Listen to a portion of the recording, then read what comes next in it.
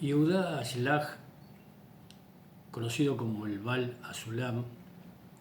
Baal HaSulam es un seudónimo que se traduce como el dueño de la escalera. Baal es poseedor, dueño, HaSulam la escalera. Escalera como metáfora de ascensión, de desarrollo, de crecimiento, de madurez, me gusta decir a mí, físico, afectivo, intelectual y espiritual. Enuncia Baal HaSulam, Yehuda Ashlach, un cabalista que pertenece a la generación anterior, siglo XIX, 4 etapas de desarrollo, de crecimiento, de ascensión. Hay un epistemólogo, Jean Piaget, que enuncia también una teoría del desarrollo, de evolución cognitiva, psicoevolutiva, donde dice que hay una etapa sensorio-motor, el bebé se relaciona los sentidos limitados, preoperatorio, el segundo estadio, etapa, el tercero las operaciones concretas y el último estadio es las operaciones formales. Este desarrollo no es lineal, se describe un esfuerzo, un trabajo, una experimentación y la mayoría de nosotros no accede a ese desarrollo, a ese estado de lo que llaman las operaciones formales, capacidad de abstracción. Reconocer que uno no es esto que se ve, inclusive es mucho menos de lo que dice, ni siquiera lo que dice, mucho menos de lo que dice.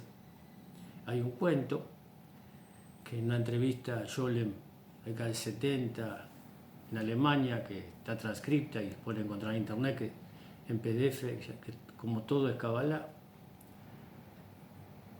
cuenta una historia voy a leer textualmente, dice, hay un cuento parecido, dice, que un rabino está predicando en esta famosa comunidad su discurso de toma de posesión y dice, ¿no? Un ser humano, una persona, cualquiera de nosotros que acceda a ser rabino.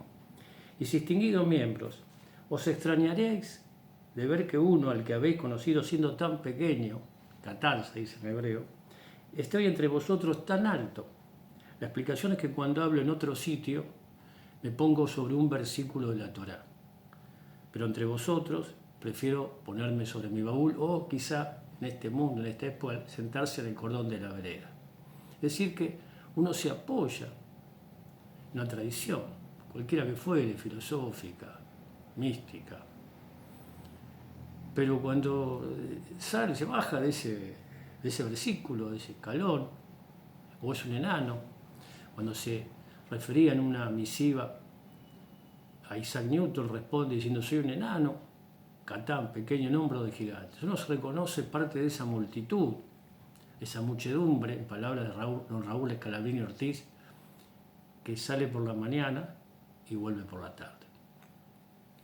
Pero las 4 etapas de desarrollo a que refiere Yehuda Ashlach tienen que ver con esta similitud o aquello que se enuncia en la Torá, que dice que fuimos creados a imagen y semejanza. Hay una semejanza, una posibilidad de semejanza, diría yo, con el Creador, con Dios mismo.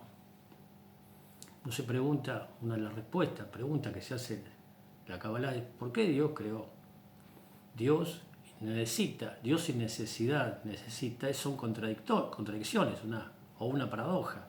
Si es Dios entero, completo, shlemut, satisfecho, sin carencias, no necesita nada. Entonces entienden algunos cabalistas que Dios crea para beneficiar, por amor, a sus entidades, al cosmos y sobre todo a los seres humanos capaces de reconocer este bien, esto bueno que hay en cada una de las entidades cósmicas. Es difícil para muchos reconocer el bien, lo bueno. ¿Por qué? Por nuestra incapacidad, limitación de percepción profunda. Pero toda entidad del cosmos tiene algo bueno. Hay algo bueno en cada uno de nosotros. Y eso tiene que desarrollarse, era ese sentido, ese colofón. Encontrar un sentido, todos tenemos una voluntad, nefesh, se dice en hebreo, una voluntad, un deseo, somos eso. Pero es difuso esa voluntad, no sabemos qué queremos verdaderamente, más con tanta abundancia de influencia, de información, de estímulos externos. Entonces uno llegar a ese refinamiento, se llama yejidá en hebreo, singularidad, reconocer primero que la vida tiene un sentido, y ese refinamiento, esa voluntad, ese ascenso, en esa escalera, en palabras de Yivazlaj, hace que encontremos un sentido particular en esa generalidad de sentido que es la vida. Encontrar un sentido tiene que ver con esa semejanza, hacer qué puedo aportar, qué bien puedo aportar cada uno de nosotros a este mundo. Entonces, estas etapas son 4 etapas, decía, y la primera dice que es en ese deseo que somos, recibir para recibir. Necesitamos recibir, el bebé necesita recibir, porque no puede solo. La única criatura que no camina, se levanta, las demás criaturas se yerguen, apenas nacen y buscan. Necesita alimentarse, necesita abrigo, cobijo, amor. Hay un escritor vínico que habla de que la madre 40 días debería, parecer como una psicótica, estar pendiente hasta la respiración de ese bebé. Cuidado, que no se ahogue, alimentar amor. Abstraerse es uno con ese bebé. Holding se dice, cuidado o contención, de contener a ese bebé, necesita recibir para madurar. Otra vez, no solamente alimento, abrigo, sino también amor. Sentirse que está protegido. La segunda etapa es cuando el niño empieza a crecer, se dice dar para recibir. Dar, se empieza a refinar en la educación los modales, porque ese niño es egoísta, recibe, quiere recibir, y si uno no lo pone límites, se dice en esta época, una época de modales, para poder saber que sentarse a la mesa, pedir que el baño hay que cerrar la puerta, que hay un tiempo para cada cosa, que ese placer no es momentáneo, no es que llore, se tira al suelo, patalee, dar aventuro, que esta es nuestra época contemporánea, está utilitaria. Se lleva dar, como modales, en un prometer. Vivimos una época de promesas políticas, ni siquiera se nos da, se nos promete para recibir cada uno de esos que prometen algo, pero no se nos da, o se nos da muy poco. Una época así de dar, esta segunda etapa, recién empieza de inmadurez todavía, no da, hasta que no entiende, trabajar ese grado de altruismo, ¿no? De uno se da por amor, beneficia a los otros. Dar o prometer, como en nuestra época, para recibir. Ya cuando va ascendiendo, o madurando, o refinando, desarrollando su intelecto, su afectividad sobre todo, entiende que uno tiene que recibir, tiene que trabajar, estudiar, aumentar en conocimiento, recibir para poder dar, para poder compartir. Es un grado ya más sutil, no entiende que tiene que dedicar, recibir, lo que se llama el pan de la vergüenza. Uno se gana su pan, es una conversación, sus ideas, sus pensamientos, accede a partir de mucha lectura, de mucho estudio, a tener un propio marco epistemológico, un pensamiento propio.